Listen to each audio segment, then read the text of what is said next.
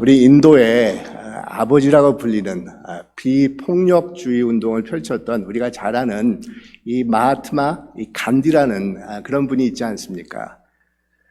이분은 독실한 힌두교 이렇게 가정에서 태어나서 성장을 했지만 학생 시절에 성경을 읽으면서 많은 감동을 받았다는 겁니다.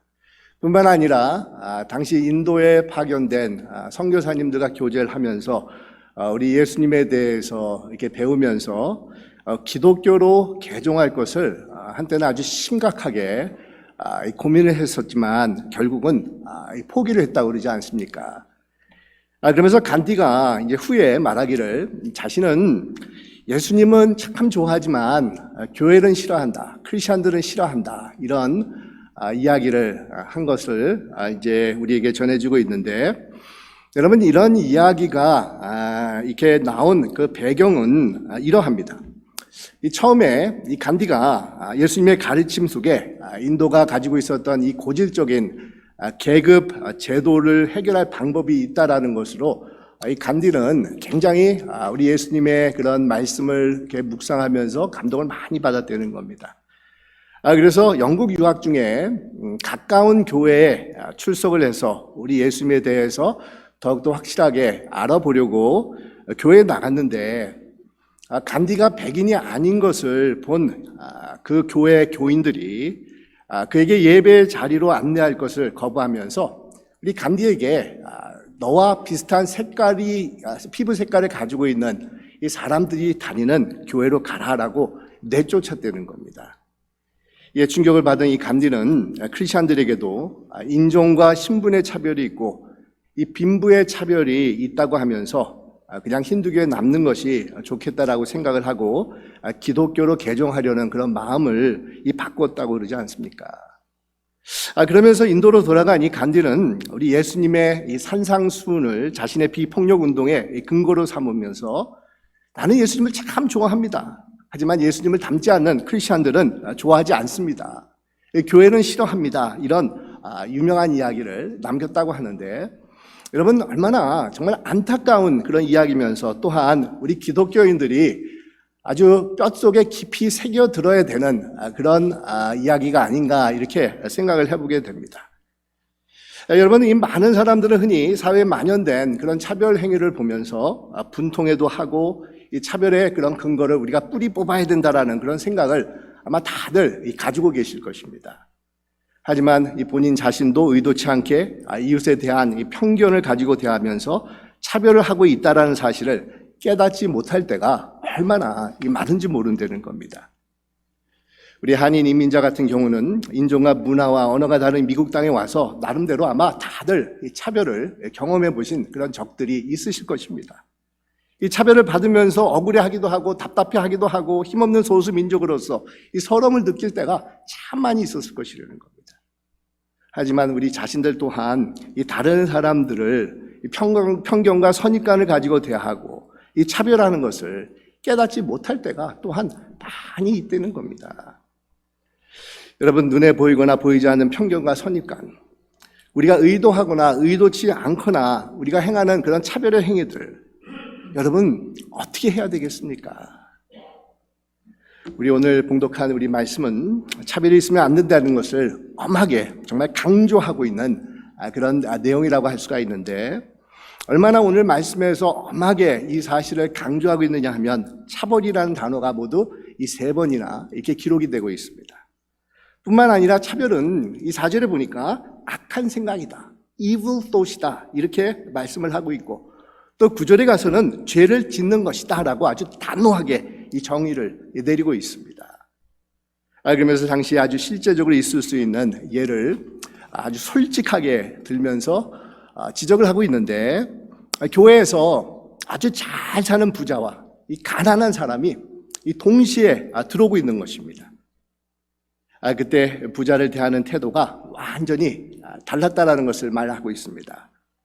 이 부자는 금가락지를 끼고 아름다운 옷을 입고 있었습니다. 그러니까 누가 보아도 정말 커다란 값비싼 그런 금은 보석과 명품으로 이 치장을 해가지고 부유하다는 것을 쉽게 알아볼 수가 있었다는 겁니다. 그러자 교인들이 이 부유한 사람에게 차별 대우를 하는 겁니다. 아주 친절하게 대하면서 좋은 자리로 이 안내를 합니다. 이에 반해서 변변치 못한 옷을 입은 가난한 자가 들어오자 이 대하는 태도가 이 부자를 대할 때와 정말 하늘과 땅의 차이가 날 정도로 다르게 행동을 하는 겁니다.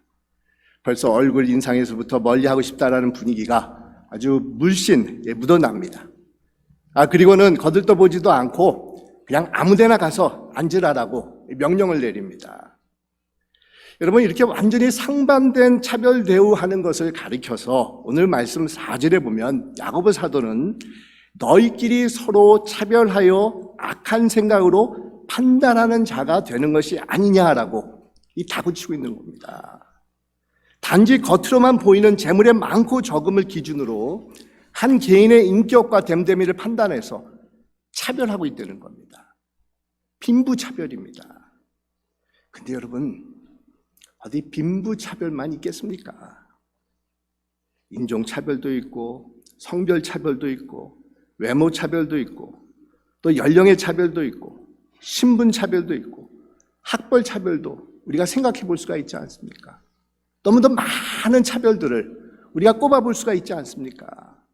얼마나 많이 한 개인의 가치를 겉으로 나타나는 그런 외형적인 모습을 보고 일방적으로 판단을 하고 차별 행위를 서슴지 않고 있는지를 모른다는 겁니다. 특별히 우리 한국 사람들이 더욱더 세상에서 세심하게 조심하고 주의해야 되는 그런 것들이 우리가 많은 것을 우리가 한번 생각해 볼 수가 있는데, 여러분, 우리 한국 사람들은 특별히 외모에 이렇게 신경을 많이 쓰는 그런 경향을 가지고 있지 않습니까? 특별히 우리 한국 사람들이 우리 한국 사람들은 세계에서 인구당 성형수술이 제일 많은 그런 나라가 한국이라고 합니다. 그래서 얼마 전까지만 해도 선을 볼 때 이제 초등학교 때 사진을 보자고 했는데 이제는 그것도 옛말이 됐다고 그러지 않습니까? 왜냐하면 이제는 너나 나나 성형수술이 하도 이제 일반화가 돼서 그거 보지 않아도 다들 한 것을 알고 있기 때문에 이제 가지고 오라는 말도 하지 않는다는 겁니다. 또한 전 세계에서 여러분 인구당 명품이 제일 많이 팔리는 것도 우리 한국이라는 겁니다.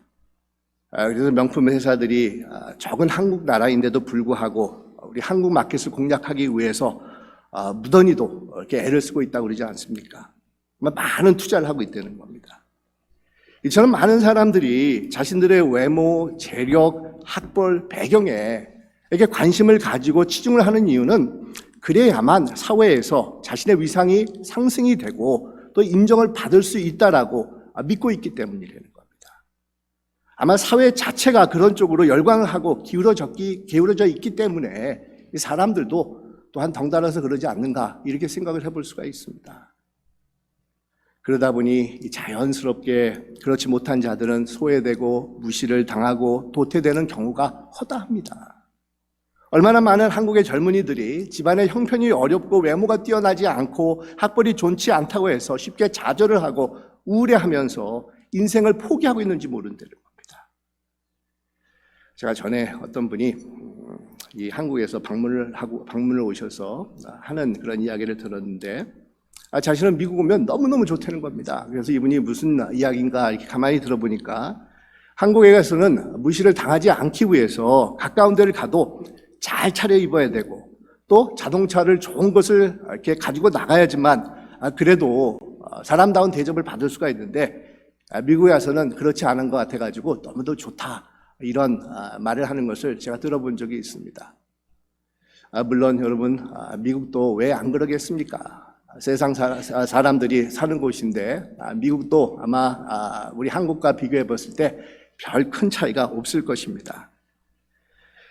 그래도 요즘은 우리 한인들이 많이 낮았지만 여전히 우리 한인들 중에서 인종에 대한 편견을 가지고 있는 그런 분들을 우리가 볼 때가 있는데 정말 이렇게 요즘은 이제 애프로 아메리칸이라고 불리는 그런 분들이나 아니면 히스패닉 그런 사람들을 보면서 뭐 게으르다, 무식하다라고 평가절하를 하고 정말 무시를 하는 그런 경향을 우리 한인들이 많이 가지고 있지 않습니까?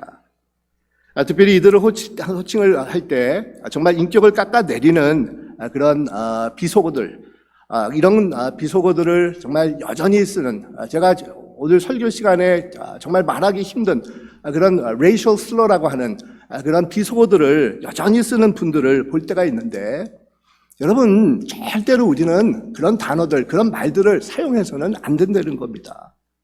정말 농담이라도 그런 말들을 사용해서는 안 된다는 겁니다.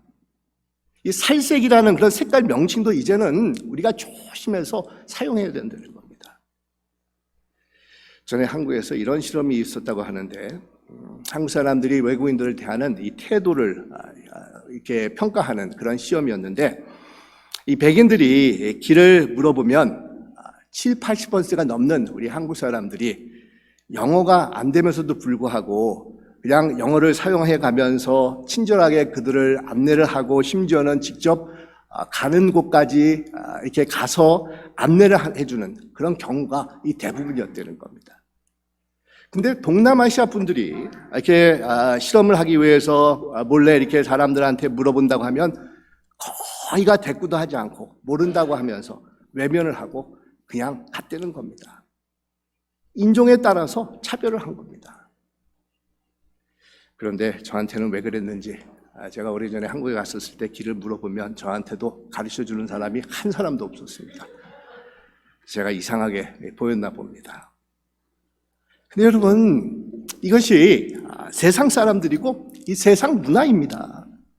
눈에 보이는 겉모습만 보고 편견과 차별을 가지고 대하는 것이 세상 나라가 가지고 있는 이 특징이라고 할 수가 있습니다. 하지만 우리 믿는 사람들은 그래서는 절대로 안 된다는 겁니다. 세상 밖에 나가서도 그러면 안 되고, 더더욱 교회 안에서 그런 모습을 취하는 것은 절대로 우리가 해서는 안 되는 일이라는 겁니다. 특별히 오늘 말씀에 보면 우리 믿는 자들이 차별해서 안 되는 그런 이유에 대해서 설명을 해주고 있는데, 먼저는 영광의 주님을 믿는 자들이기 때문에 우리는 차별을 해서는 안 된다는 것을 강조를 하고 있습니다. 오늘 우리가 봉독한 1절에 보니까 내 형제들아 자매들아 영광의 주 곧 우리 주 예수 그리스도에 대한 믿음을 너희가 가졌으니 사람을 차별하여 대하지 말라, 이렇게 말씀하고 있지 않습니까? 여러분, 여기서 영광의 주라는 그런 표현이 나오고 있는데, 이것은 십자가에서 돌아가시고 3일 만에 부활하신 주님을 설명할 때 자주 사용하는 그런 표현입니다. 영광의 주. 그러니까 주님께서 십자가를 지시고 부활하셨는데, 그 이유는 모든 인류에게 구원을 베풀어 주시기 위해서 우리 주님께서 십자가를 지시고 부활하셨다는 겁니다. 어느 누구에게나 편견이나 차별이 없이 하나님의 그런 생명을 전해주시기 위해서 십자가에서 돌아가시고 3일 만에 부활하신 분이 우리 예수님이십니다. 영광의 주님이시라는 겁니다. 이런 주님을 믿는 자들인데 편견과 차별을 가지고 대한다는 것은 있을 수가 없는 것입니다. 예수님의 십자가 부활을 무시하는 행위가 되는 것입니다. 오히려 예수님의 부활과 십자가를 믿지 않는 그런 자와 같이 된다는 겁니다. 여러분, 우리 예수님께서는 이 세상에 계시는 동안에도 어느 누구도 업신여기지 아니하시고 정말 한 영혼 한 영혼을 소중하게 여기고 인격적으로 대해주셨던 분이십니다. 만약 여러분들을 주께서 외모로 보고 판단하셨다고 하면 오늘 어느 누구도 이 자리에 나와서 하나님 앞에 예배를 드릴 수 있는 자격을 갖춘 사람은 한 사람도 없을 것이라는 겁니다. 여러분, 한번 생각해 보시기 바랍니다. 우리의 삶이 얼마나 주님을 감동시킨 만큼 아름다운 모습을 가지고 있었다라고 생각을 하십니까? 주님 앞에 떳떳하게 내가 하나님의 사랑을 받을 만한 그런 모습을 가지고 있어서 이 자리에 나왔습니다라고 말할 수 있는 사람이 누가 있겠습니까? 우리 로마서에 보면 우리 모두는 하나님 앞에서 죄인들이었고 하나님과 원수되었던 자들이라고 말씀을 하고 있습니다. 주님으로부터 사랑받을 만한 그런 모습을 하나도 갖추고 있지 못했던 자들이 바로 우리들의 모습이라는 겁니다. 그럼에도 불구하고 우리 주님께서는 십자가를 지시고 부활하셔서 모든 믿는 자들에게 구원의 손길을 펼쳐주셨습니다. 여러분, 우리 예수님께서 정말 복음서에서 행하신 그런 모습들을 살펴보면 우리 예수님께서는 정말 차별이 극심했었던 유대 사회에서 정말 헐벗고 가난한 사람들, 정말 천대받는 사람들, 소외받는 사람들, 정말 이방인들, 정말 부정하다고 정죄받는 그런 문둥병자들이나 혈류병 앓는 여인들, 아니면 손가락질 받는 세리나 창기들까지도 우리 예수님께서는 그들을 마다하지 아니하고 가까이 가시면서 품어주시고 함께 하셨던 분이시라는 겁니다. 얼마나 그러셨냐면 예수님께서는 저 사람은 죄인의 친구라는 그런 별명을 듣기까지 하셨다는 겁니다. 우리 예수님께서는 당시에 만연했었던 신분의 차별, 성별의 차별, 인종의 차별, 이 모든 것을 허무시면서 모든 사람들에 다가가시고 그것을 완전히 무너뜨리기 위해서 십자가를 짊어지시고 부활하셨던 분이 바로 우리의 영광의 주님이신 예수님이 되신다는 겁니다. 여러분 그렇지 않습니까? 우리 예수님께서는 이런 차별을 완전히 멸망시키기 위해서 십자가를 지셨다고 해도 과언이 아니라는 겁니다. 그런데 여러분 이런 영광의 주님을 믿는 자들인데 우리가 어떠한 사람이 되는 것이 마땅하겠습니까? 또한 우리가 편견과 차별이 없이 모든 자들을 대해야 되는 이유가 있다고 하면 그것은 하나님의 명령을 지키는 그런 방법이 되기 때문이라는 겁니다. 우리 하나님께서 우리에게 주신 제일 첫 번째 되는 계명은 내 이웃을 내 몸과 같이 사랑하라라는 그런 계명이지 않습니까? 이것을 지키는 제일 우선적인 방법은 편견과 차별을 배제하고 이웃을 대하는 것이라고 할 수가 있다는 겁니다. 그것이 실천이 되지 않는다고 하면 우리는 이웃을 내 몸처럼 사랑하는 자들이 될 수가 없는 것입니다. 이웃 사랑은 편견과 차별 없이 대하는 것에서부터 시작이 됩니다. 있는 모습 그대로를 인정하고 받아주려는 겁니다. 없으면 없는 대로, 부족하면 부족한 대로, 가난하면 가난한 대로 생긴 그대로를 인정하고 받아주고 용납해 주는 데서부터 이웃 사랑이 실천되어 가는 것입니다. 여러분 겉으로 비춰지는 외모가 기준이 되는 것은 진정한 이웃 사랑이 될 수가 없는 것입니다. 이웃을 내 몸처럼 사랑하는 것은 차별이 배제될 때 비로소 이루어지게끔 되어 있다는 겁니다. 그런데도 우리는 차별을 서슴지 않고 행할 때가 정말 너무도 많이 있지 않습니까? 이것이 하나님의 명령을 어기는 죄악이라고 정의를 내리고 있는데도 말입니다. 많은 경우 우리는 간음이나 살인 같은 경우는 너무도 분명하고 너무도 확실한 그런 죄인 것을 알고는 굉장히 참 주의를 많이 하고 저지를 생각조차도 하지 않는 것이 우리들이 가지고 있는 그런 자세와 태도가 됩니다. 하지만 차별하는 것, 상대를 이웃을 차별하는 것 또한 간음이나 살인하는 것 못지않게 하나님의 명령을 어기는 죄가 되고 무엇보다도 제일 가는 이 계명인 내 이웃을 내 몸처럼 사랑하라는 것을 어기는 이 죄가 된다라는 것입니다. 오늘 말씀 5절에 보니까 내 사랑하는 형제들아 자매들아 들을지어다 하나님이 세상에서 가난한 자를 택하사 믿음에 부요케 하시고 또 자기를 사랑하는 자들에게 약속하신 나라를 상속으로 받게 하지 아니하셨느냐라고 말씀을 하고 있습니다. 근데 이 말씀을 우리가 잘못 이해를 하면 하나님께서는 가난한 자들을 무조건적으로 선택을 하신다고 생각을 할 수가 있는데 물론 여러분 가난한 자들이라고 해서 하나님께서 더 사랑하시고 부자라고 해서 더 미워하시는 그런 하나님이 아닙니다. 우리 하나님은 모든 사람들을 차별 없이 대하시는 분으로서 소유에 따라서 이 사람을 판단하고 차별하시는 그런 하나님이 아니라는 겁니다. 여기서 여러분 가난하다라는 것은 우리 하나님 앞에 아무것도 내놓을 것이 없는 상태를 말하고 있는데 이 세상은 이런 자들을 선택하지 않는 겁니다. 하지만 우리 하나님께서는 세상에서 거들떠 보지 않는 이 가난한 자들마저도 선택을 하셔서 조건 없이 자신의 사랑을 베풀어 주시는 분이 바로 우리 하나님이시라는 겁니다. 이런 사랑이 바로 이웃을 내 몸처럼 사랑하라는 편견과 차별이 없이 이루어지는 그런 사랑을 말하고 있다는 겁니다. 그래서 여러분 이웃을 내 몸처럼 사랑하라는 계명을 우리는 어떻게 실천할 수가 있겠느냐라고 했었을 때 바로 우리 주위에 있는 자들을 있는 모습 그대로 차별 없이 편견 없이 그들을 인정하고 받아주고 용납할 때 우리는 그 계명을 지키는 자들이 될 수가 있다는 겁니다. 또한 마지막으로 우리 믿는 자들이 차별을 하지 않아야 되는 이유를 생각해 본다고 하면 우리는 이 세상에서 행한 대로 심판을 받기 때문이라는 겁니다. 오늘 우리 12절 말씀에 보면 너희는 자유의 율법대로 심판받을 자처럼 말도 하고 행하기도 하라 이렇게 말씀하고 있지 않습니까? 이 말씀을 정말 쉬운 새 번역으로 이렇게 보면 이렇게 말씀을 하고 있는데 여러분은 자유를 주는 율법을 따라 앞으로 심판을 받을 각오로 말도 그렇게 하고 행동도 그렇게 하십시오 이렇게 기록을 하고 있습니다. 여러분 우리는 믿음을 가지고 천국에 가지 않습니까? 우리 예수 그리스도의 십자가에서의 대속의 사역을 우리가 받아들일 때 우리는 우리 모습 이대로를 가지고 천국에 갈 수가 있게 된다는 겁니다. 하지만 하나님 앞에서 받는 상급은 우리가 행한 대로 받게 되어 있다는 겁니다. 근데 그 기준이 뭐냐라고 했었을 때 야고보 사도는 국률을 거론하고 있습니다.